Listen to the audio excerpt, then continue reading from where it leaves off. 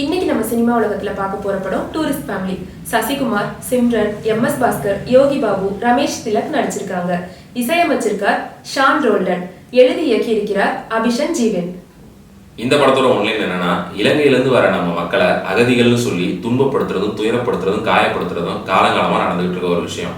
அதில் அவங்க ரொம்ப கான்ஃபிடென்ட்டாகவும் ஸ்ட்ராங்காகவும் இருந்தாங்க அப்படின்னு சொன்னால், அவங்கள சில பாசிட்டிவான பர்சன்ஸ் ரெகனைஸ் பண்ணாங்கன்னா எப்படி இருக்குங்கிற அந்த ஆங்கிள் காட்டுற படம் தான் இந்த டூரிஸ்ட் ஃபேமிலி. சில டிஸ்டன்ட் டேரோட எடுத்திருக்காங்க. ஃபர்ஸ்ட் பாசிட்டிவ், இந்த படத்தோட ஸ்டோரி அண்ட் ஸ்க்ரீன் பிளே. ஒரு படத்துக்கு கதை திரைக்கதை எழுதுறது சாதாரண விஷயம் இல்லைங்க. நம்ம என்னதான் திரைக்கதை சூப்பராக எழுதினாலும் இந்த கதை ஆல்ரெடி வந்ததுப்பான்னு ஆடியன்ஸ் சொல்ல வாய்ப்பு இருக்கு. சரி, அட்லீஸ்ட் கதை பழசா இருந்தாலும் திரைக்கதை நல்லா இருக்குன்னு சொல்லுவாங்க. ஆனால் இந்த படத்தை பொறுத்த வரைக்கும் கதையும் சரி திரைக்கதையும் சரி ரெண்டுமே புதுசாகவும் இருக்கு, சூப்பராகவும் இருக்கு. அந்த அளவுக்கு ஒவ்வொரு சீன்லையும் ரொம்ப ஃப்ரெஷ்ஷாக எழுதியிருக்காரு டைரக்டர்.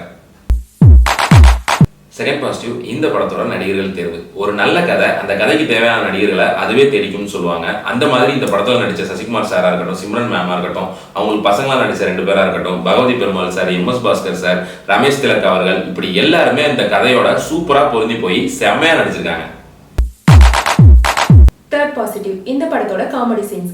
டைரக்டர் விக்ரமன், ராதாமோகன் படங்கள்ல வர காமெடி சீன்ஸ்லாம் எப்படி இருக்கும்னா ரொம்ப யதார்த்தமாகவும் சூப்பராகவும் இருக்கும். அதே மாதிரி இந்த படத்துல யோகி பாபு, பகவதி பெருமாள்லாம் வர சீன்ஸ் எல்லாமே ரொம்ப யதார்த்தமாகவும் பயங்கரமாகவும் இருக்கு. முக்கியமா சொல்ல போனோம்னா ஆடியன்ஸை ரொம்ப நாள் கழிச்சு விழுந்து விழுந்து சிரிக்க வச்சிருக்கு. ஃபர்ஸ்ட் நெகட்டிவ், இந்த படத்தில் பெரிய நெகட்டிவ்லாம் இல்லைங்க. ஆனால் படமாக பார்த்துக்கிட்டு இருக்கும்போது சில விஷயங்கள் நம்ம கனெக்ட் ஆகணும். படம் முடிஞ்சு வெளில வரும்போது இந்த மாதிரி விஷயங்கள்லாம் நடந்திருக்குமா அப்படிங்கிற ஒரு ஃபீலை கொடுக்குது. அதுக்கு காரணமும் இந்த படம் கிடையாது. நம்ம ரியல் லைஃப்பில் நிறைய நெகட்டிவான பீப்புளில் சந்திச்சு இந்த மாதிரி படங்களை பார்க்கும்போது இப்படியெல்லாம் எங்கப்பா இருப்பாங்க அப்படின்னு ஒரு கேள்விக்குறி வருது.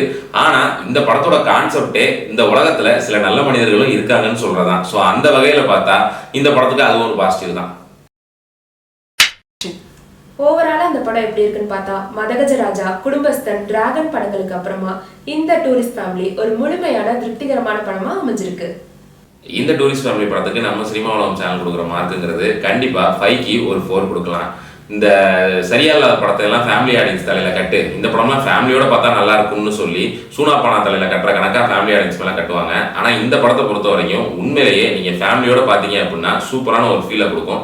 ஃப்ரெண்ட்ஸோட போனீங்கன்னாலும் இந்த படம் உங்களுக்கு கனெக்ட் ஆக வாய்ப்பு இருக்கு. ஒரு குட் நைட், இந்த திருமாணிக்கம், இந்த வரிசையில ஒரு நல்ல ஃபீல் குட் படம் தான் இந்த டூரிஸ்ட் ஃபேமிலி. மறக்காம நம்ம சினிமா உலகம் சேனலை சப்ஸ்கிரைப் பண்ணி பக்கத்துல இருக்க பெல் ஐக்கனை கிளிக் பண்ணிடுங்க. இன்னும் நிறைய வீடியோஸ் உங்களை தேடி வந்துட்டே இருக்கு. தேங்க்யூ ஃபார் வாட்சிங்.